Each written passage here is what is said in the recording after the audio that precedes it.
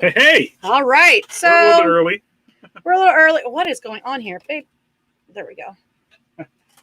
Yeah, we're a little bit early, so we decided just to All get right. in here real fast. Woo! So Waiting for people to come in and we'll do our intro. gotta show the Christmas intro again. Yeah. Why the fuck not? Oh, man. I think I'm gonna do orange. Once Yeah. this fades, I'm gonna do bright orange. Bright orange. Mhm. Ugh, What? I like orange, but The orange looked cool on me. it did. It didn't. It totally did. I'm not a big fan of orange. I'm a big fan of, well, if you do Chevy orange, engine block orange, It was gonna be neon orange. the racing colors orange, yeah. Oh man. So, well, we might as well just do the intro now. Let's just do the intro so we can get going.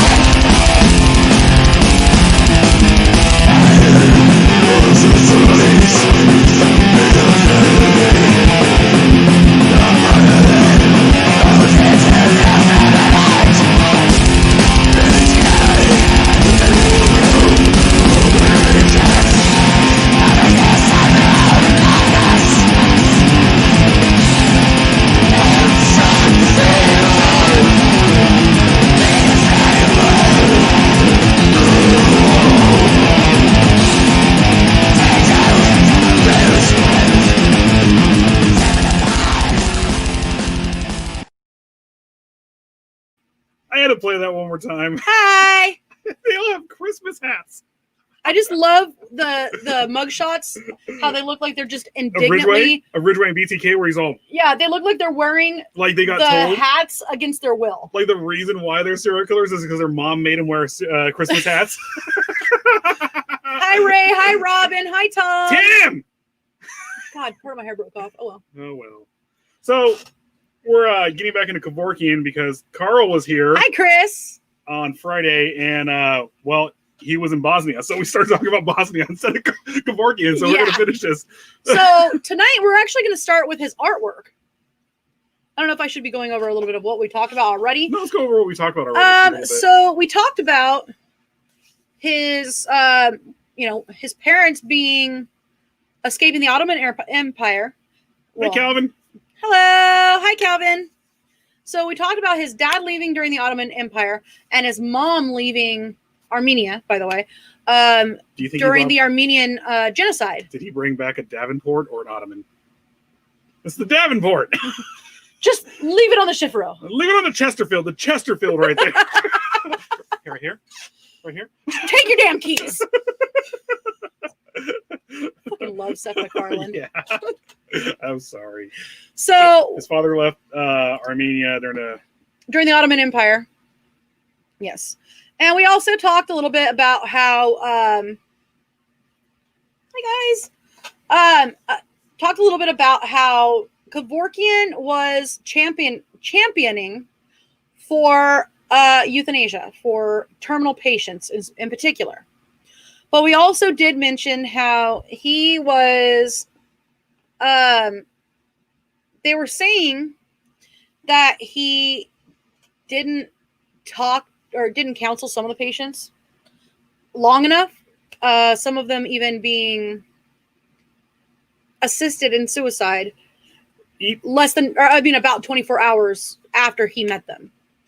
And then not all of them were terminal. A lot of these people who went to him, a good majority were terminal. Actually, yes. I would say all of them were. I think they were just trying to use that as an excuse. I think that they were trying, that's a way that they were trying to get him. Yeah. Yeah. Unlike Bosnian civilians. Seriously, Debbie Downer. Sincerely, sorry. Carl, you're awesome.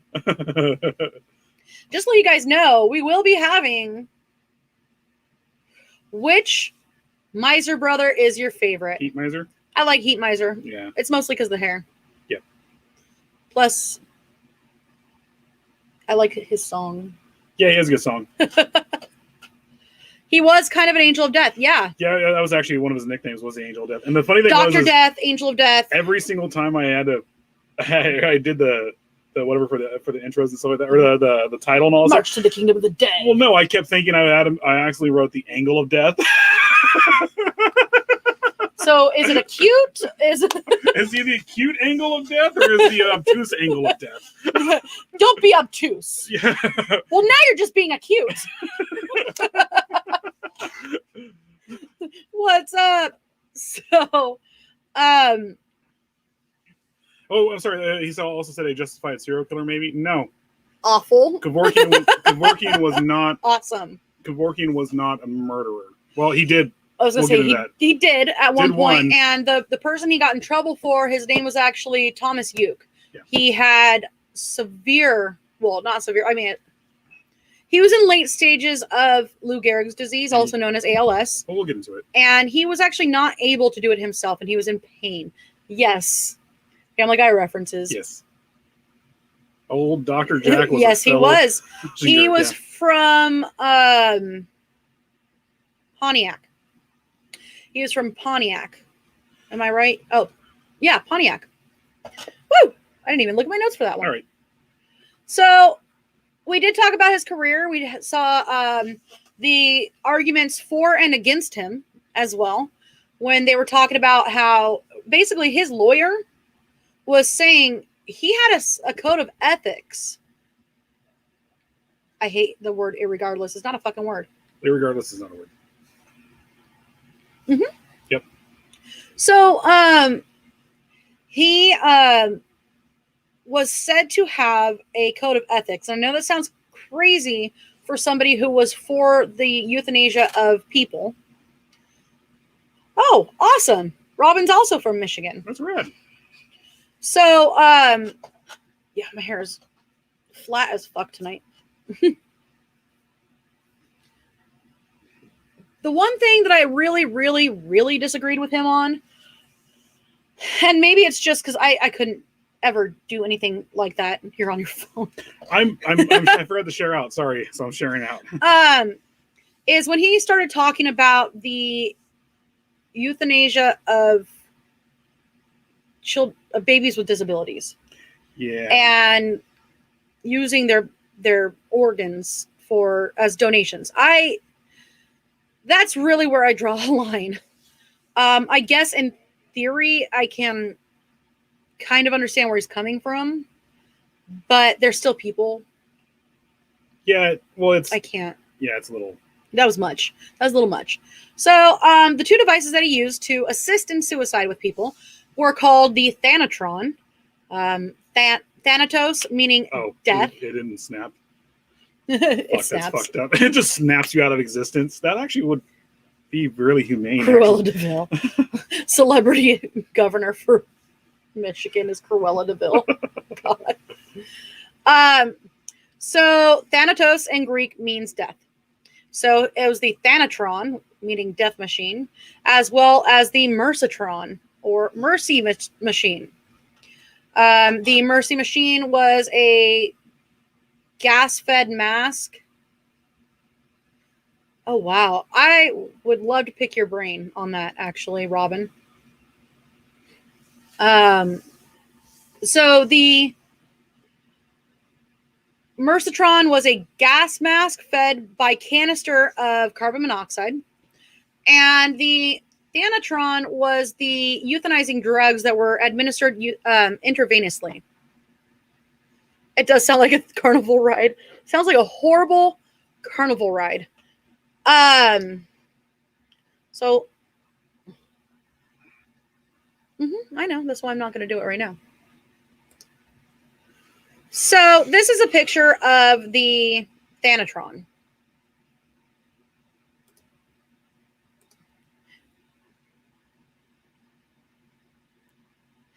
You know,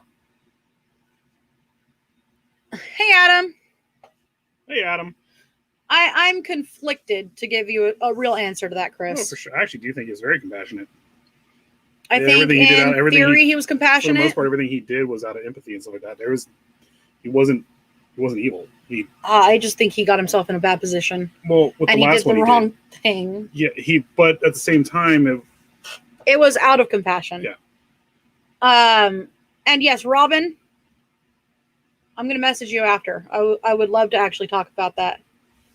I like hearing all sides on it. And I mean, I have my own personal views on it, as everybody does. So, so something you may not have known about him, the whirling Thanatron. Freaking Tom.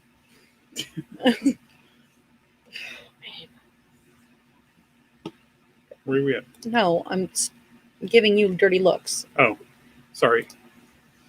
Hi, Natalie. Natalie! What? On My ears. Sorry. Okay. So, something you may not have known about old Jack was he was also an artist.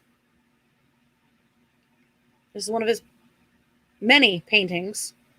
Obviously, he had an obsession with death, which was to many might not have been very healthy. Well, the promo pic I have right now is also one of his too. So.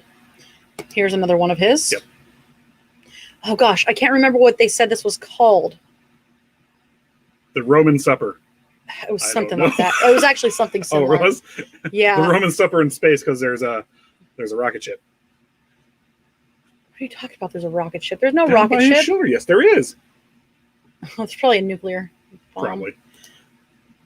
And then there's this with this weird like vaudevillian face. Yeah, it's pretty cool. I really like it actually. Oh yeah. I mean, I don't know. I kind of see all the people around it like in pain. Yeah. You see the one guy who obviously he's jaundiced. You know he did that on purpose as a doctor. Yeah. So, I mean, there's a lot more pictures. Let's see. He died. Well, we'll get into it. You're right. He did used to be an aspiring artist, and to be honest, his art was quite boring. Yeah. Also, Hitler was a piece of shit, so he was a total I don't give a piece of damn shit. about his art, not one bit. I looked at it and I was like, "You drew houses? Yeah. Great.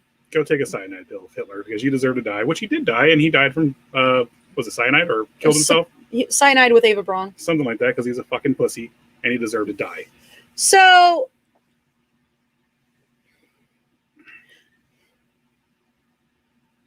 He had a Pennywise lip point. This that Oh, he does. Okay. All right, let's get back into this. all right. Yeah, his art is very dark. I kind of like it, but yeah. So something you may not have might not have known about him is that he was a jazz musician and composer. The Kevorkian Suite, A Very Still Life, was a 1997 limited release CD of 5,000 copies from Lucid Subjazz label. It features Kevorkian on the flute and organ playing his own works, the Morpheus Quintet. It was reviewed in Entertainment Weekly online as weird but good-natured. As of 1997, 1,400 units had been sold. Kevorkian wrote all the songs but one. The album was reviewed in jazzreview.com as very much grooviness, except for one tune with stuff in between that's worthy of multiple spins. The first public performance of the complete classical organ works of Jack Kevorkian was by Craig Rifle in a live concert on January 30th, 1996 at Central United Methodist Church in Waterford, Michigan. That's awesome. I would love. Ava Braun took cyanide, and I was talking about Robin's son plays the violin. Oh, that's rad. That's rad. Yeah. Took cyanide, and he may have tried that as well, but the main cause of death was a bullet to the temple. Yes, I want to say he took the pill, then shot himself because he's a pussy about that too. Yeah.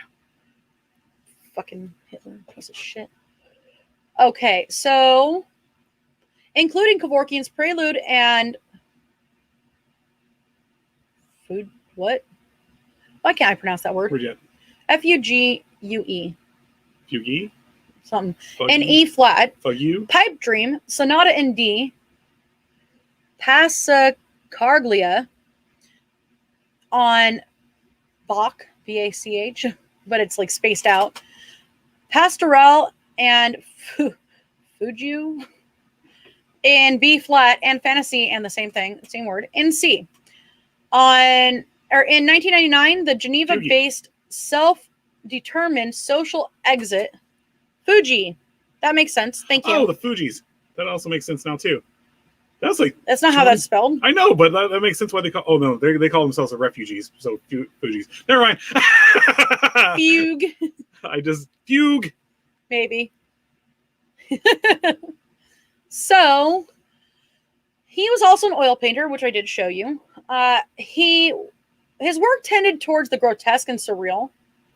He had created some pieces of symbolistic art, such as one of a child eating the flesh off a decomposing corpse, which I should have grabbed. Of his known works, 6 were made available in the 90s for print release. The Ariana Gallery, Ariana Gallery in Royal Oak, Michigan, is the exclusive distributor of Kevorkian's work. The original oil prints are not for release. Sludge metal band Acid Bath used his painting for He Is Raised as the cover art for their album Pagan Terrorism Tactics. Fugue state. No, when you're numb and spaced out. Oh, okay. Fugue state makes sense. So I get that. So in 2011, his paintings became the center of a legal entanglement between his soul heir and a museum in Massachusetts. So there's that. So now we're going on to the trials, the convictions, and imprisonment. So Kevorkian was tried 4 times for assisting suicides between May 94 and June 97. With the assistance of Feiger, Kevorkian was acquitted 3 times. The 4th trial ended in a mistrial. The trials helped Kevorkian gain public support for his cause, though. After Oakland County prosecutor Richard Thompson lost a preliminary election to a Republican challenger, Thompson attributed his loss in part to the declining public support for the prosecution of Kevorkian and its associated legal expenses. a little bit. A little bit. Salvador Dali is amazing. Agreed. So,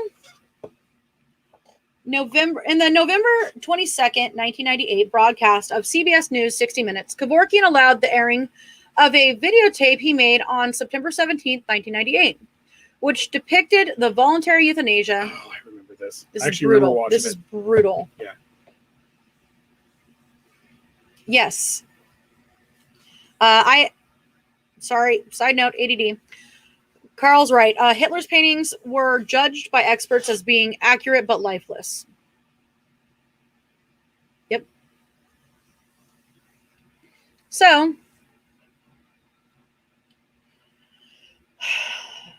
Kevorkian allowed the airing of a videotape he made on September 17th, 1998, which depicted the voluntary euthanasia of Thomas Uke, 57, who was in the final stages of Lou Gehrig's disease. After Uke provided his fully informed consent, a sometimes complex legal determination made in this case by editorial consensus, on September 17th, 1998, Kevorkian himself administered Thomas Uke a lethal injection.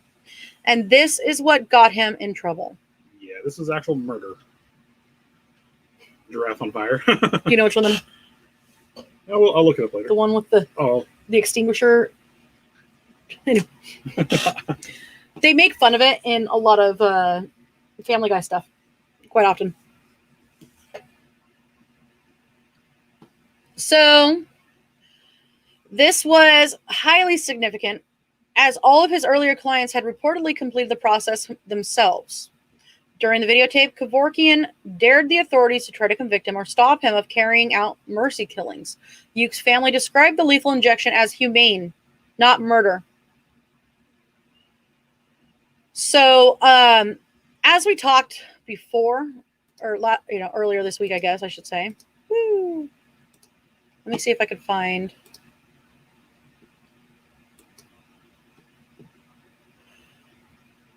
In Oregon, not Michigan.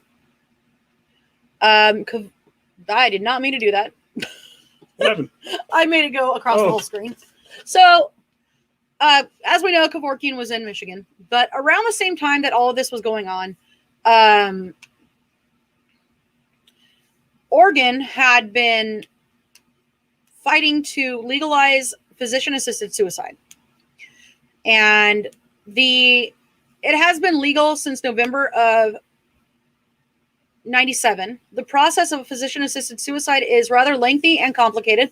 The patient must be diagnosed with a terminal illness and have 6 months or less to live. A doctor must confirm this diagnosis.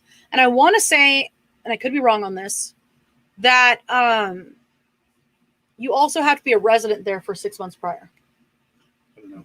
I didn't really. You have to be a legal resident. Oh, in Oregon? Oh, yeah. Yeah. You have to be. That's what I was thinking. You had to be a resident at the hospice or something. No. No, yeah, you have to be a legal resident of Oregon in order to get it. And what they do is, if it is approved, they give you a lethal dose of pills. Mm-hmm. And you are given the permission, I guess. You just have to notify the authorities. I mean, once they send you the legal dose of pills, it's no, but you have to notify the authorities. Like there's steps here. Yeah. So that they're not just going to leave you there to rot. Yeah. If you're doing this by yourself, which a lot of them actually do not do this by themselves. There was a woman who had terminal cancer in Oregon, and they had actually moved to Oregon for the purpose of being able to commit suicide.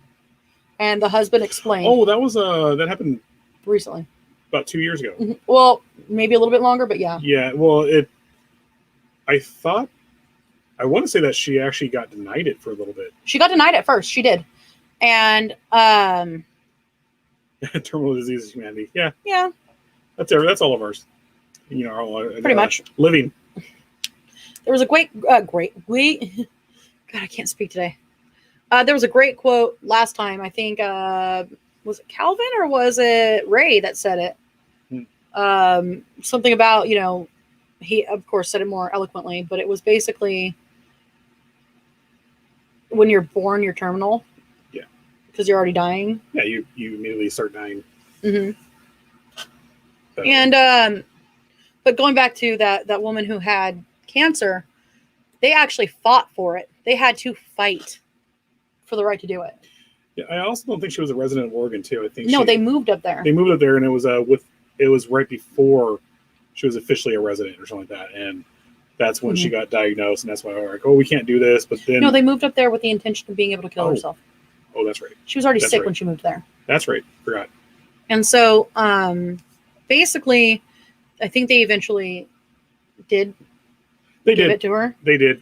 And she thanked them prior to killing herself, obviously. And she was surrounded by family, and by the time they actually did give it to her, she only had weeks to live to begin with. So I think the husband. Oh, let's do something real fast too. What's up? Just put this up for people. Yeah. Okay. So, thank you, Natalie. By the way, this right here is the suicide hotline. You do have. Sorry. Give me the mouse.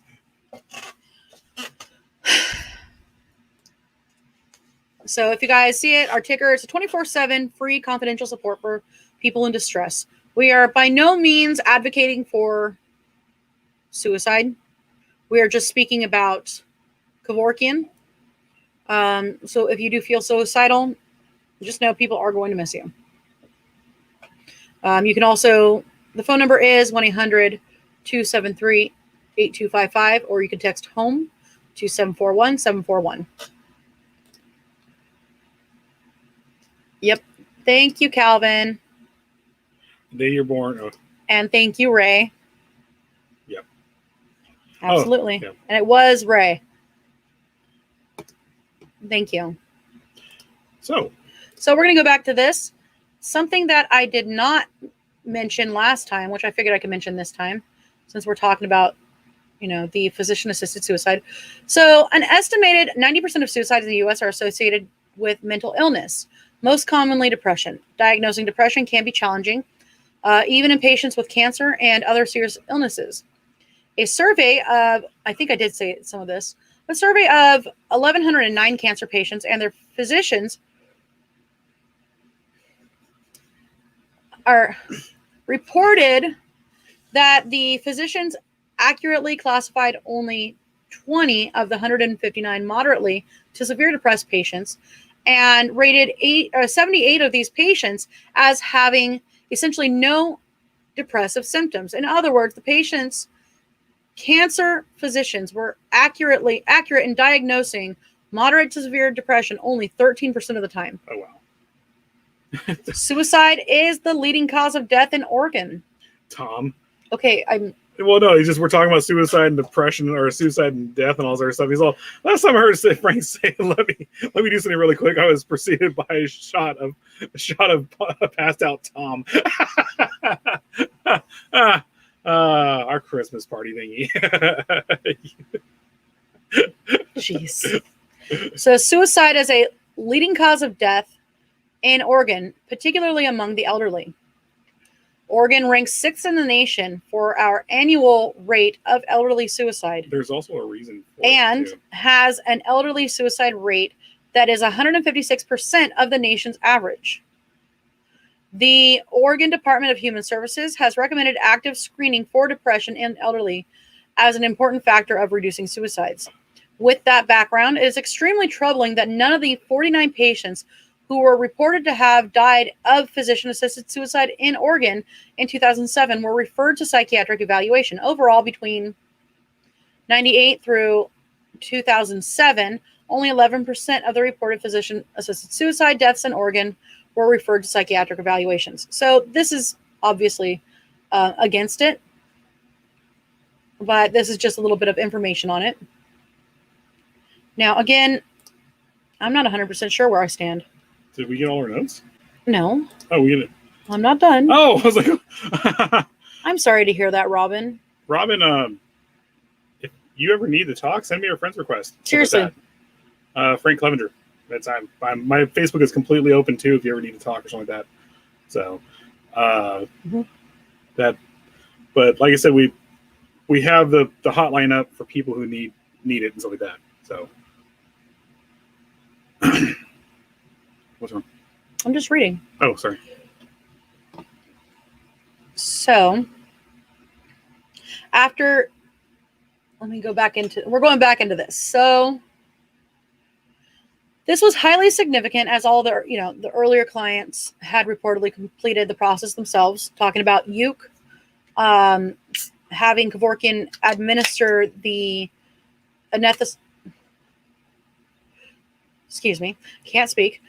euthanasia medicine himself. So on March 26, 1999, Kevorkian was charged with second-degree murder and the delivery of a controlled substance, administering the lethal injection to Thomas Uke. Because Kevorkian's license to practice medicine had been revoked 8 years earlier, he was not legally allowed to possess the controlled substance. As homicide law is relatively fixed and routine, this trial was markedly different from earlier ones that involved an area of law in flux, assisted suicide. Kevorkian discharged his attorneys and proceeded through the trial representing himself, a decision he later regretted. The judge ordered a criminal defense attorney to remain available at trial as standby counsel for information and advice. Inexperienced in law, but persisting in his own efforts to represent himself, Kevorkian encountered great difficulty in presenting his evidence and arguments. He was not able to call any witnesses to the stand as the judge did not deem the testimony of any of his witnesses relevant. That's what? Yeah. Yeah, he was railroaded. They wanted him out. Mm-hmm. They wanted him in jail. After a 2-day trial, that's it. The Michigan jury found Kevorkian guilty of second-degree murder. Judge Jessica Cooper sentenced Kevorkian to serve 10 to 25 years in prison and told him, "This is a court of law, and you said you invited yourself here to take a final stand. But this trial was not an opportunity for a referendum. The law prohibiting euthanasia was specifically reviewed and clarified by the Michigan Supreme Court several years ago in a decision involving your very own cases, sir. So the charge here should come as no surprise to you. You invited yourself to the wrong forum." Well, we are a nation of laws, and we are a nation that tolerates difference of opinion because we have a civilized and nonviolent way of resolving our conflicts that weighs the law and adheres to the law. We have the means and the methods to protest the laws with which we disagree. You can criticize the law, you can write or lecture about the law, you can speak to the media or petition the voters. So the wasn't it so basically like there was the cases he won, actually, wasn't it? That he kind of went against his own. Well, no. There were earlier cases that we mentioned last week. Sorry, let me get to this real fast. So the court system was waiting to get him in a position where they could find him guilty. Absolutely. The minute he was the plunger on the needle or whatever, or however, when the machine, when he did it, that was when they were like, okay, yeah, you committed murder. Now we can get you. So give me a second here. I'm going to do this for a second because I'm going to go back up here. So he was actually told,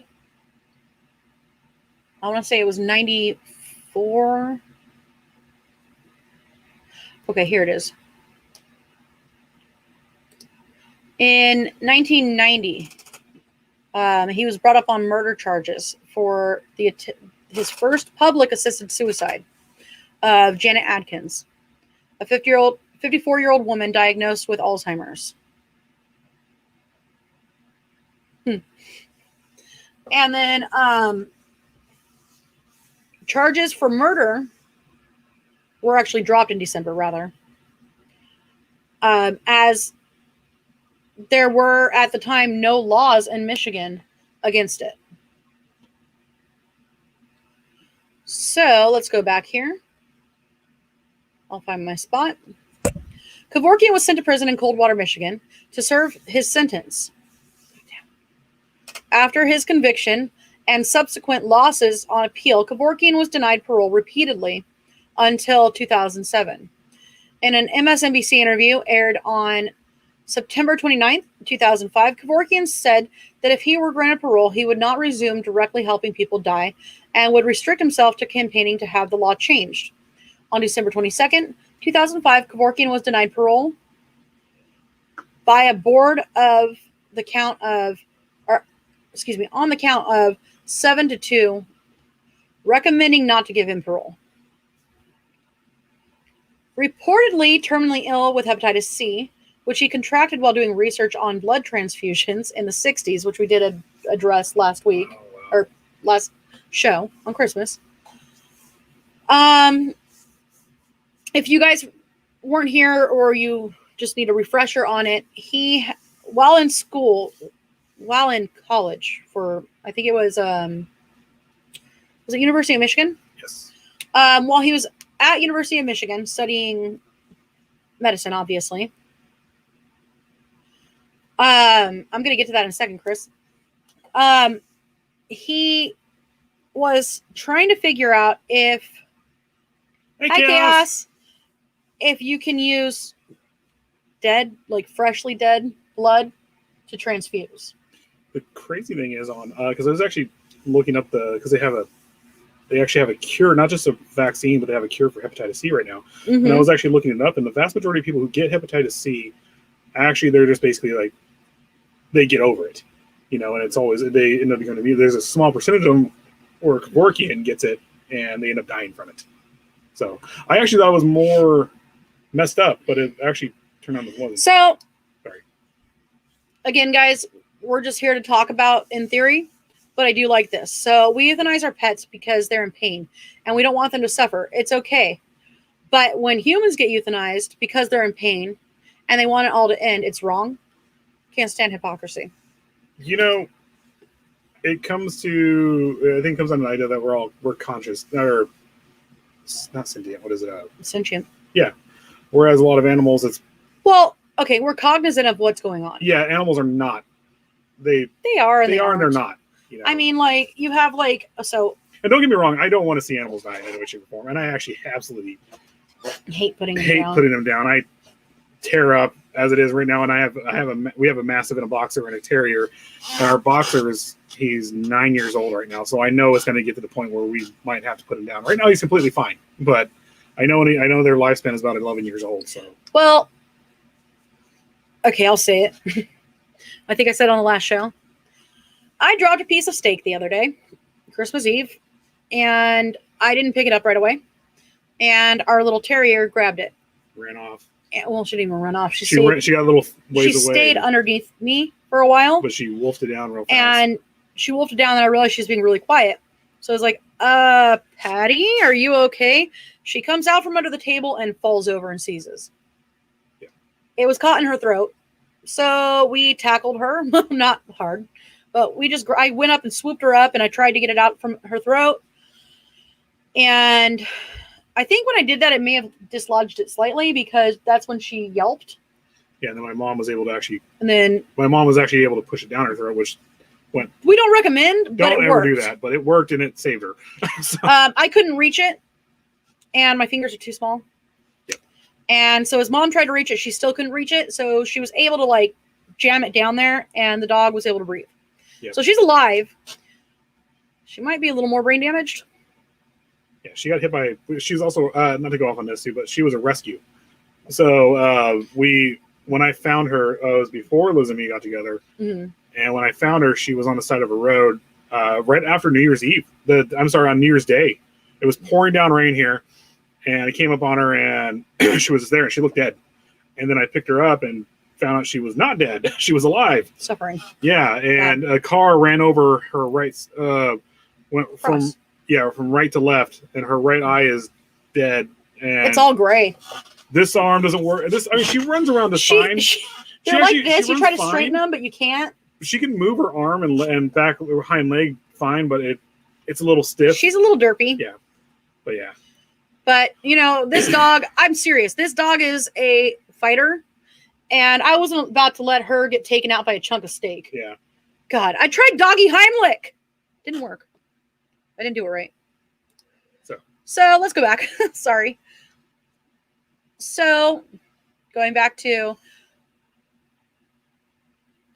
It was my mom who did it. reportedly terminally ill with hepatitis C, which he contracted while doing research on blood transfusions in the 60s. Kevorkian was expected to die within a year, May 2006. After applying for pardon, parole, or commuting by parole board, the governor, Jennifer Granholm,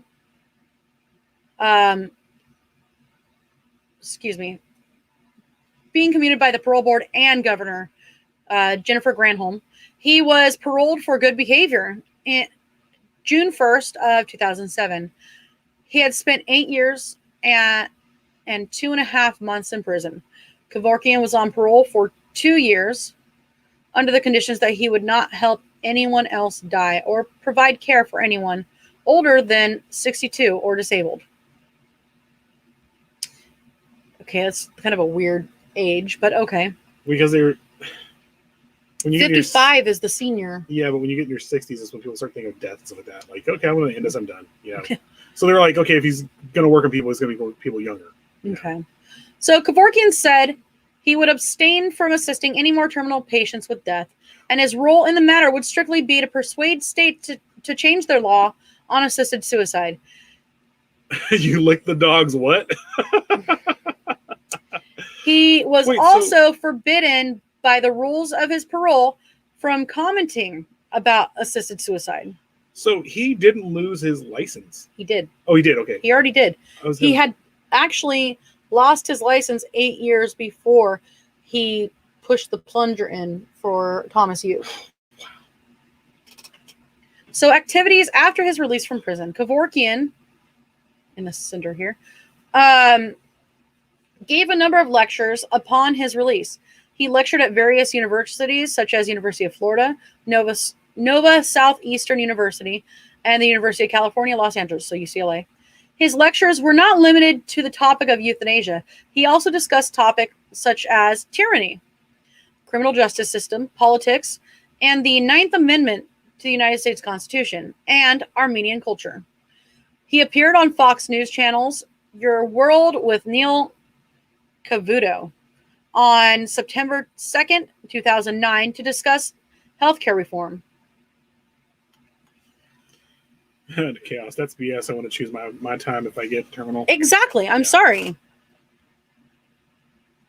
Exactly. I'm sorry. So, on April 15th and 16th, 2010, Kevorkian appeared on CNN's Anderson Cooper 360. Cooper asked, "You're saying doctors play God all the time?" Kevorkian said, "Of course. Anytime you interfere with a natural process, you're playing God." Director Barry Levinson and actor Susan Sarandon and John Goodman, who appeared in You Don't Know Jack, a film based on Kevorkian's life, were interviewed alongside Kevorkian. Kevorkian was again interviewed by Cavuto on Your World on April 19th, 2010, regarding the movie and Kevorkian's worldview. You Don't Know Jack premiered on April 24th, 2010 on HBO. The film premiered April 14th at the Ziegfeld Theater in New York City. Kevorkian walked the red carpet alongside Al Pacino, who portrayed him in the film. Pacino received an Emmy and a Golden Globe for his portrayal and personally thanked Kevorkian, who was in the audience, upon receiving both of these awards. Kevorkian stated that both the film and Pacino's performance brings tears to his eyes because he lived through it. Is he a congressional race? Yeah, he ran as an independent. How would he have been able to get in there? He would have been a felon. There's no way. Yeah, let's be real. There's a lot of laws that are overlooked. I know. In a lot of races. So, 2008 congressional race. On March 12th, 2008, Kevorkian announced plans to run for United States Congress to represent Michigan's 9th Congressional District as an independent against 8-term Congressman Joe Nolenberg, former Michigan Lottery Commissioner and State Senator Gary Peters, Adam Goodman, and Douglas Campbell. The race had already garnered national attention due to Democrats targeting the historically Republican district based in Oakland County, which Nolenberg barely won in 2006 against a little-known opponent, and which would suffer some of the worst brunt of the Great Recession due to the declines in Detroit automotive industry. Upon Kevorkian's entry into the race, one analyst viewed Kevorkian as a potential spoiler to Peters' candidacy. Ultimately, Kevorkian received 8,987 votes.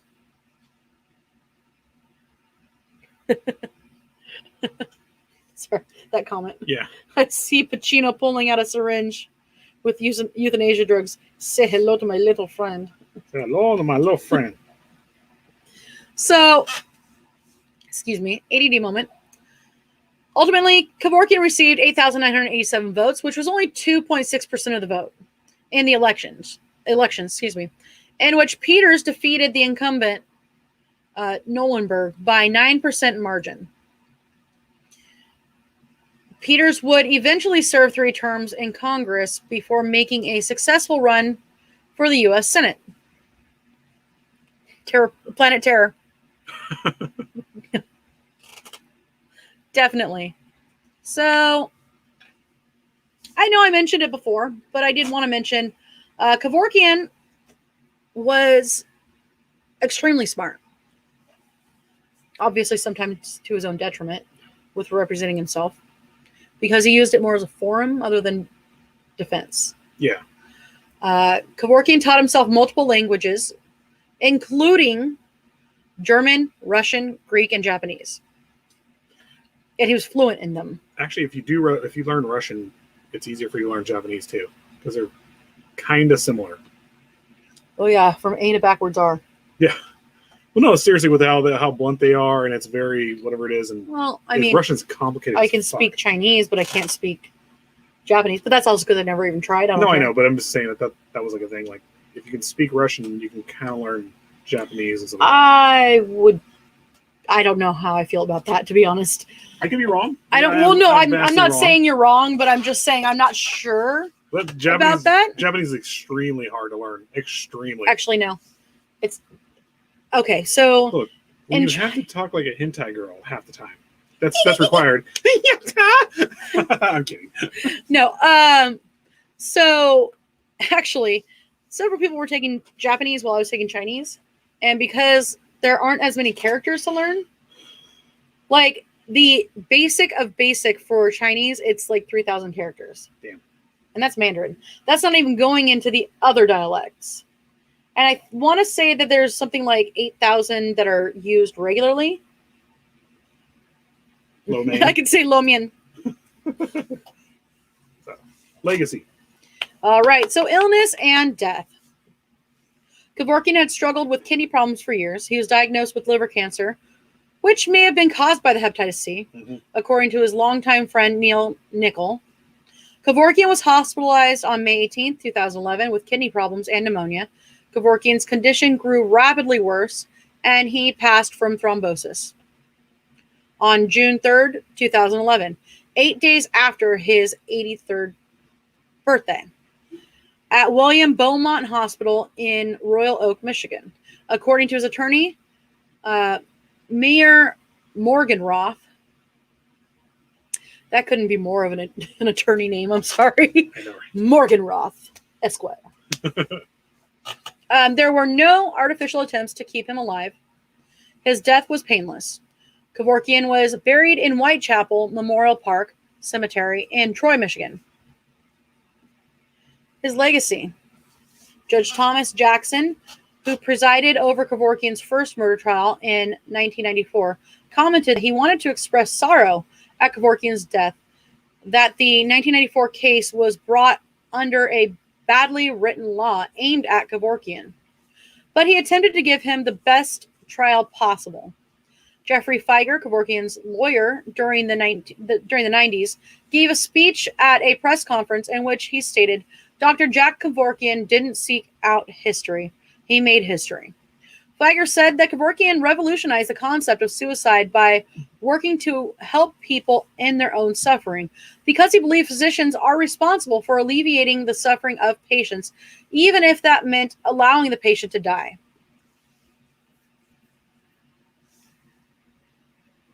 Oh, wow. He did surgeries in a van? Oh, you mean his suicide procedures and stuff like that, right? I think so. Oh, I'm going to have to look that up. Strangely enough, that's something I didn't even put in Yeah. here. Sorry. Thank you. So, let me see here.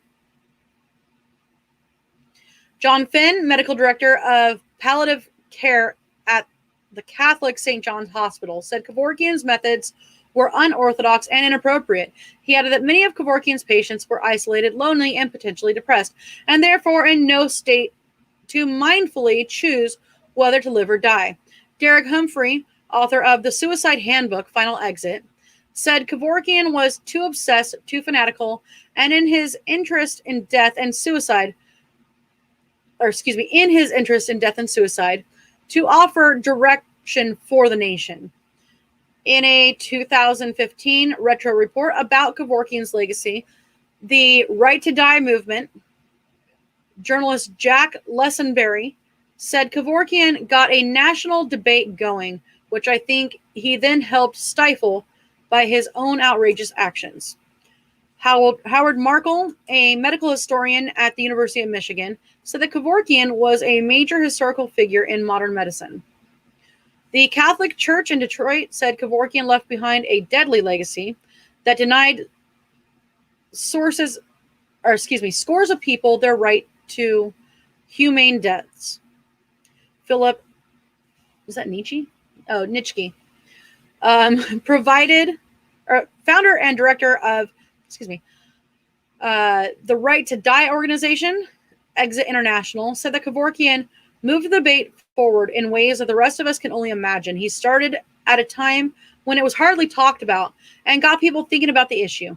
He paid one hell of a price, and that is one of the hallmarks of true heroism. So as you can see, hey Sykes. Hey, Sykes.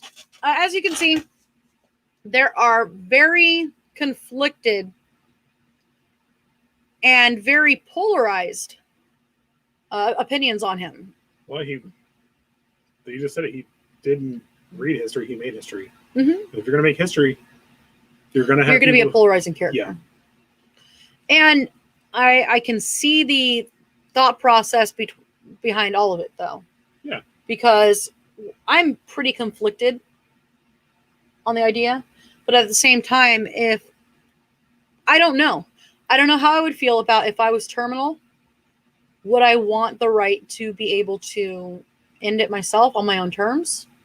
Well, here's the thing. If you're terminal, and by the way, I don't condone this in any way, shape, or form. Mm-mm. It's just your conversation. Terminal, especially in America, the highest gun fatality deaths come from suicide. And that's what people do. And what Kevorkian did was like, no, we're not going to let you go out that way, because there's also messy. Not just messy, but there's also a lot of mess ups. People don't do it, or they don't not do it, but they don't do it right, which there is no right way to do it. You shouldn't do it in any way, shape, or form. But people do if when someone's terminal, they're going to seek a way to kill themselves. I said it last time, and it's really it's an awful comparison. But Twisty. Oh, I was like, so I tried to kill myself, and I couldn't even do that right. He blew off his jaw. Yep, and he let it rot.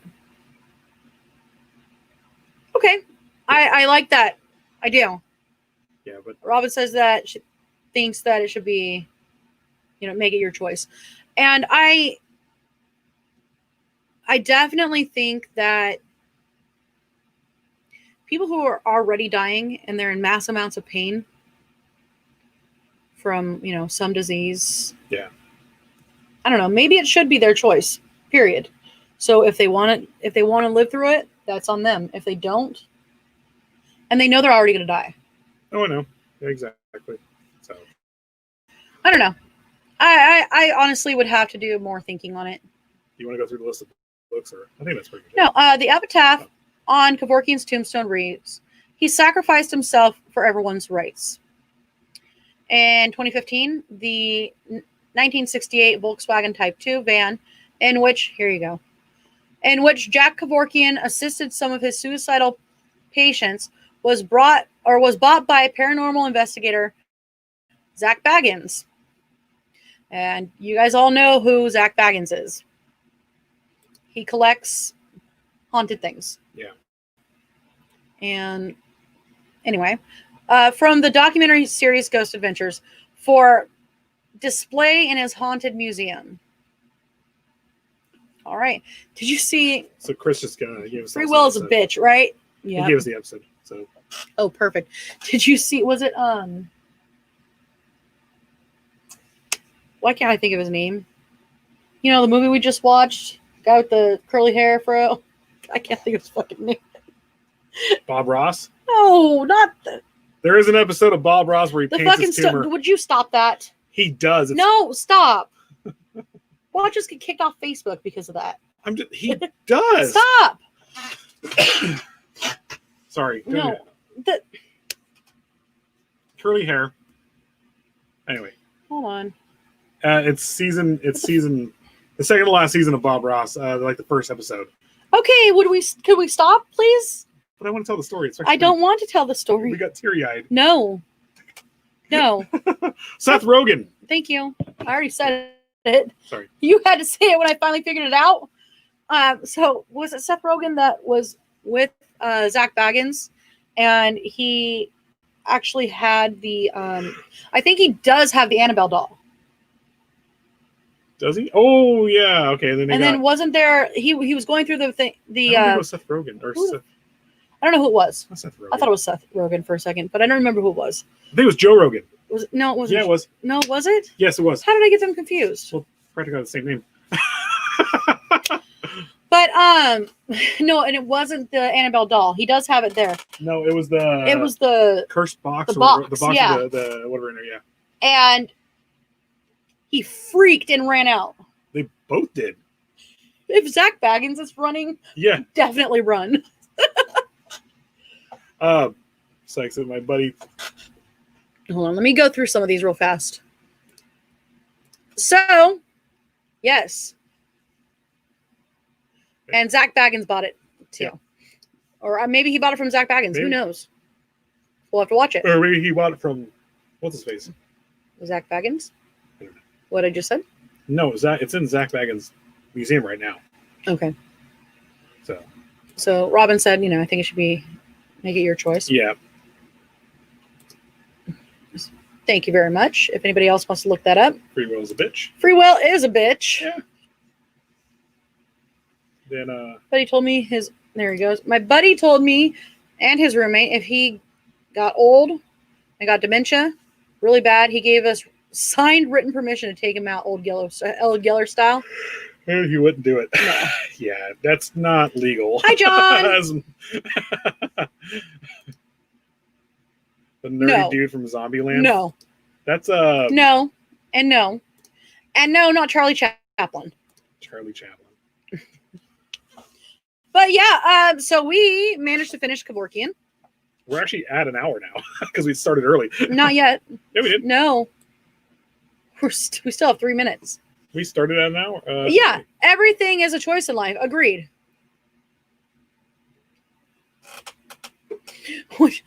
Would you touch the Annabelle doll?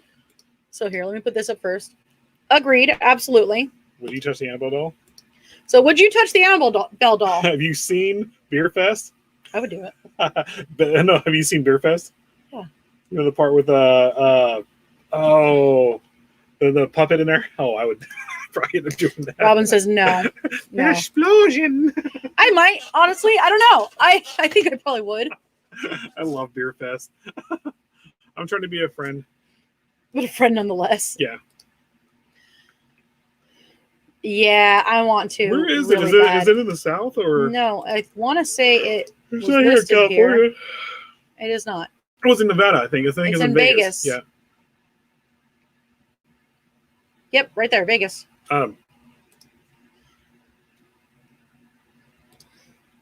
You're right. I believe that's Kelly Okay. or Brent. Then Bubba's here. What's up, Who's Bubba? Bubba Unright? Oh, okay. Hey. Hey, She has an Annabelle blanket. that's awesome. I'm a little jelly. I have a Facebook friend who. She makes dogs. What? No, I would not. I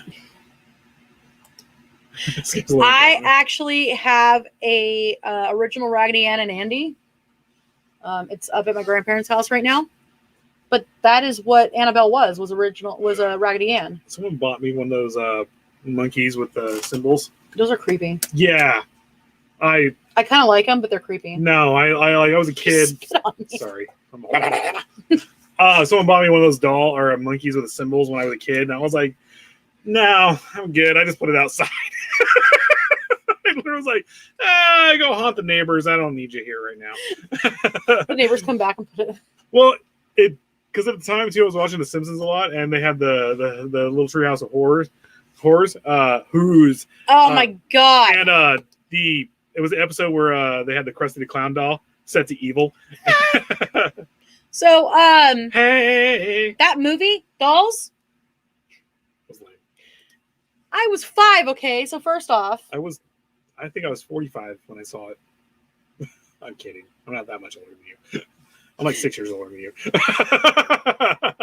so my aunt and my dad and all of them, it was my dad's weekend, and they had rented Dolls, and it had I think just come out, maybe, I don't know. Well, and I was little. It was probably one of the first horror movies I saw, and I didn't like porcelain dolls anyway. They already creeped me out. Yeah. And then that movie made me creeped out by them. Oh, you're 40? I'm 39. I'm 40 in a month. And 40 in a so, well, yeah. February 7th. So, I'm an Aquarius. there was a lady down the street that actually saved my life when I was a baby that would give me porcelain dolls that she made. Now, mind you, the craftsmanship was amazing, but these dolls creeped me out. And my mom thought that she had to put them up.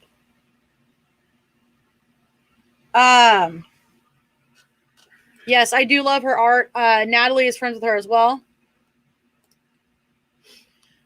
Let's see. Not see Annabelle, but I've seen. Ooh. Oh, wasn't that the one that Nice. Chucky's based off of? Is the one in Key West, I think. Mm-hmm. And then I think. okay. Um, Have you heard of the Weeping Woman? Yeah, La Llorona. That's how did you just say that? La Llorona? I can't pronounce. Llorona? Llorona. There you go. Imagine that's a Y. We're in California, and that's a big, especially we're in Southern California, so that's a huge Mhm. legend out here too. So Libra, but it's October, right? I think. That's before me. I think it's No. no, it's October. It's after you. After me? Okay. Yes. Oh, yeah. Well, that was Oh. not in response to you. My But buddy got close to the Robert the doll. He said, "Where am I?" Said after he talked to this stuff and would move and doors would open and he'd hear footprints. Wow. So now she's saying yes. Oh to you. yes, okay, cool. Yes. Everyone's saying yes. Yes. So I mean, I've watched dolls ever since, and I was like, oh, this movie's not that creepy. But as a kid, it scared the shit out of me. Excuse me. Sorry. But no, I would turn the dolls away from me at night, and they'd end up facing me in the morning. Well, I think with me, the reason why it wasn't so scary is because we had Child's Play that came out, which was Chucky. And originally in the 80s, that scared the crap out of me because when it came out, I was like, oh yeah, Chucky I was kind like of 4 or creeped me out. 5. But when Dolls came out, that was right after like Child's Play 3 or something like that. And it was like, Mhm. I was already going, I was already like in the middle of, I think it was like 6th grade or something like that. And I was like, I'm not too afraid of this anymore. All right, guys. So Aries, we have. I'm ramming it. I'm an Aquarius. Every other sign strives to be me because I'm awesome. I'm a Virgo. Not one serial killer is an Aquarius too. None of the popular ones. Well, I'm a Virgo. Apparently, I'm a cunt. Yeah. No, you're not.